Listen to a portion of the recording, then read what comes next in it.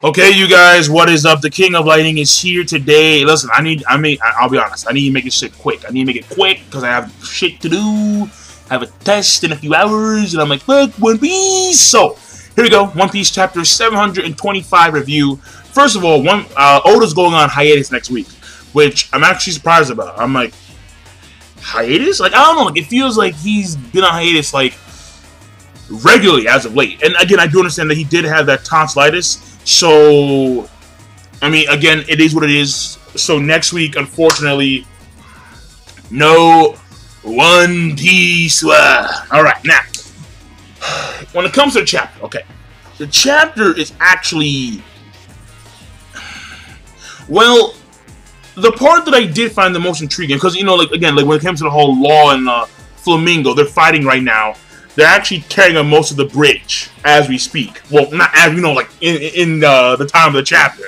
And we're not seeing the fight go down. Right? That's very obvious. Apparently, he let Joa escape, and Law has all the intention of just repaying him for all the years that he served underneath Flamingo. And of course, that's by trying to murk him. But we all know how that's going to probably happen. That is Flamingo just beating the shit out of Law. Of course, Law may get a few shots here and there. But the fact of the matter here is that Law has already fought against Fujitora and Flamingo before, and he's severely wounded, if not exhausted. His stamina is, I want to say depleted, because he can still make his rooms. It's just that it's not to where it has to be in order to compete in a long-standing bout against someone like Quixote. So that's the first part of the chapter, which is okay. I mean, I did have the feeling already that they were going to skip over that part. I did. It's just that now I'm trying to figure out where is Cypher Pole Zero going to fit in all this, alright? So, I mean, because they're there, it's that they haven't done anything at all. So, I'm trying to figure this out exactly where they fit in. But either way, Flamingo and Law, they're now engaging in combat, one-on-one combat. And Jola is actually, she's off in the distance, she's A-okay. Then we go back to the ship. And basically, Nami says, okay, so we're going and to meet up with Law's guy, Zoro. And basically, a few things here. First of all, Nami, she says, yeah, so if anything happens, if Flamingo was like in the sky and shit, like, yeah, pulling the Spider-Man, she's gonna blow the clouds. So, yeah, Nami's pretty much like his kryptonite. Well, his traveling kryptonite. She can blow the clouds, and, you know, he can't grab on anything. So, that is what it is. And then, basically, there's this whole thing about how Sanji's talking to, I think, Frankie. But basically, the main party on the island is they're okay. Like, the invasion force with Usopp and Frankie, they're okay. Zoro's gonna meet up with Luffy. He's gonna try to.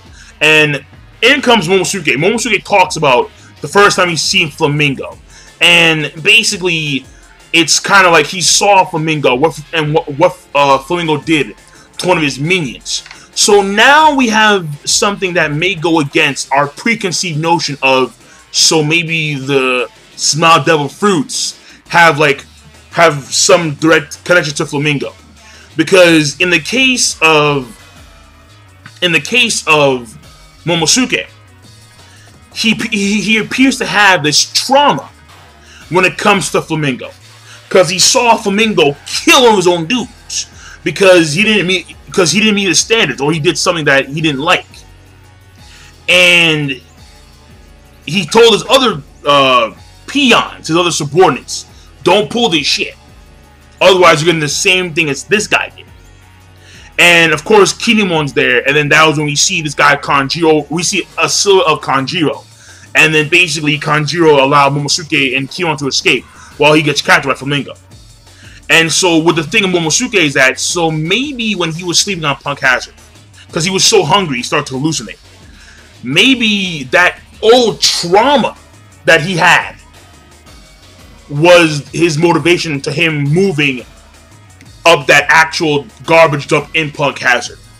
Maybe Flamingo is not controlling the Smile Devil fruits. Because you have to wonder, if Caesar Clown could make a fruit wherein which Flamingo could control people who have eaten that fruit, that means that Flamingo has to do something to that fruit itself, tweak it in some way. And that's some Vegapunk status. I mean, and I'm not saying that Caesar Clown isn't smart. I'm just saying that Caesar Clown isn't Vegapunk smart. So, my thing here is that I'm not too sure. So, now I'm going to lean towards they've eaten Smile, the guys on Kaido's crew. But now I'm leaning towards they can't be controlled by Flamingo. Because I'm seeing Momonosuke, and it's obvious trauma. It's not like something that was engraved in the fruit, but there was a clear trauma there when he was first on Dressrosa. Because he had seen someone kill his own subordinates for not doing something that he didn't like. So, that's what I'm leaning towards. Now, it could be the latter. It could be that, in fact, yes, there is that Flamingo can, in fact, control, that he can, in fact, control people via the fruit. But, again, that I'm like, that one I'm more like, well, yeah, that one I'm not too keen about. I'm not on. So, but that may be the point later on. Actually, no, it will be. It is. Because I think it actually confirms something. But basically, we actually see a little flashback of Violet. And Violet, she lied to Sanji. She told Sanji that I'm going to meet someone in the harbor. But she winds up actually going back to the palace. She says, horse. And the horse was like, yeah. Because the horse is a toy. He's like, and she says, take me back to the royal palace. Excuse me. So she is in fact going back to the palace. Now, what I will say is that we do see the point in time where Sanji actually left.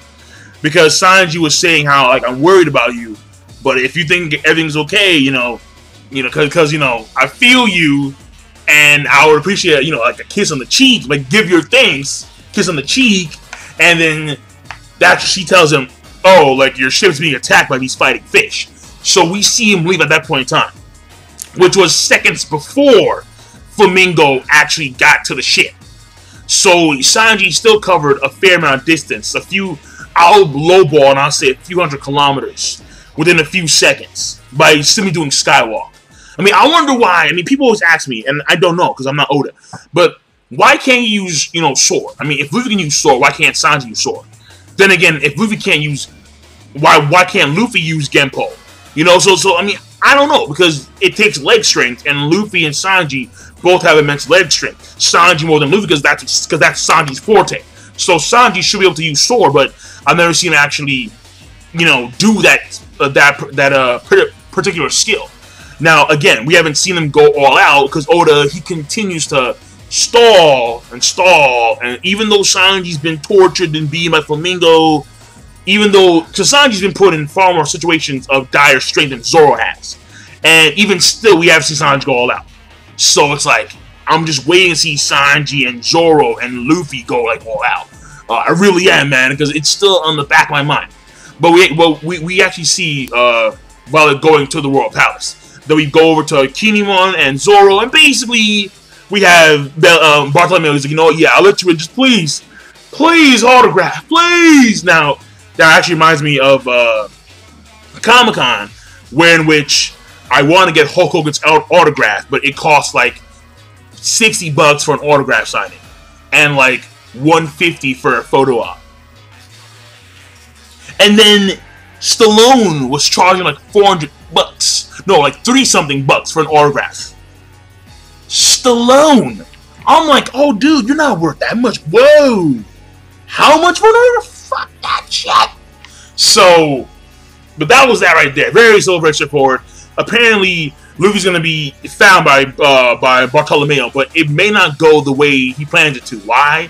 Because I don't think Luffy likes Bartolomeo off the gate. I don't think so, because of the way he kind of fucked up Bellamy in Block B, and because Luffy was cheering for Bellamy. Bartolomeo beat the shit out of Bellamy and Elizabeth. Well, he did, because Elizabeth, he was the one who knocked Bellamy out of the ring, but he was still getting fucked up by Bartolomeo beforehand.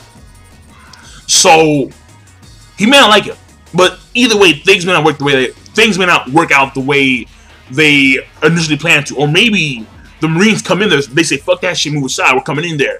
In comes Zoro and Kinemon. They need to go in, swords, bato, and then he start gauging combat. So, who knows? And then we see Rebecca fight. And the way it was hinted at first that she had some kind of, like, unique ability, But no, she's a swordswoman. And she has this thing where, basically, she's never actually harmed directly a single combatant. And she's been hardly ever hit.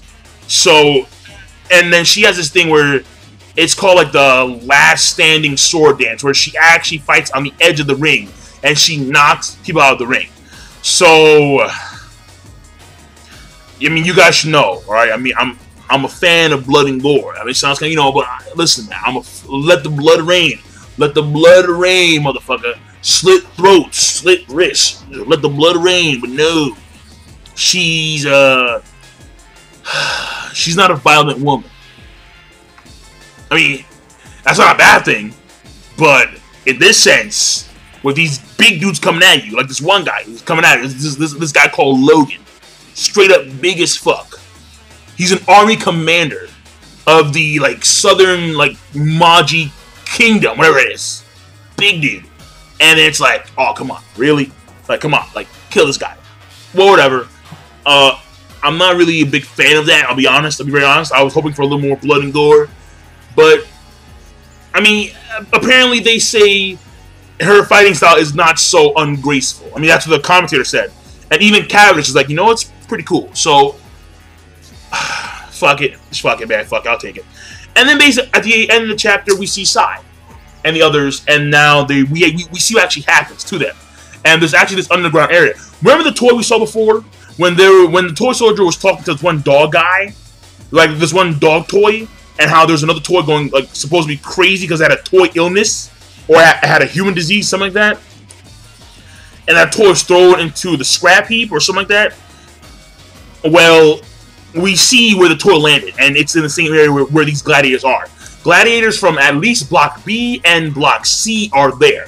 We can assume also Block A gladiators, because we see Ricky, we see Chinjiao, we see that one giant that Luffy knocked out, we see the blue Gilly, we see the fishman guy that knows Jinbei, so we see all these dudes, the losers of their blocks, and they basically got thrown into like this underground area.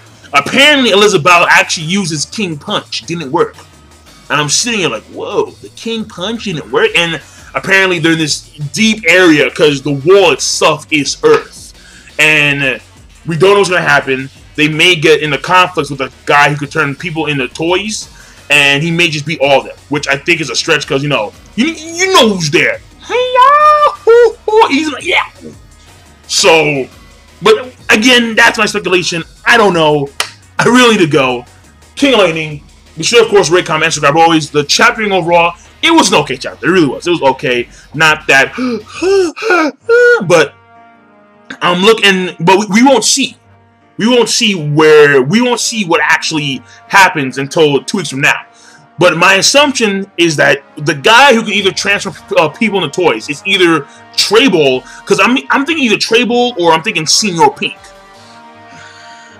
Something about Senior Pink is just throwing me off. This guy's a fucking binky, man. He has sunglasses. He looks like a baby Kubo. And I'm sitting here, I'm like, yo, this dude, Senior Pink. Keeping an eye on Mr. Pink.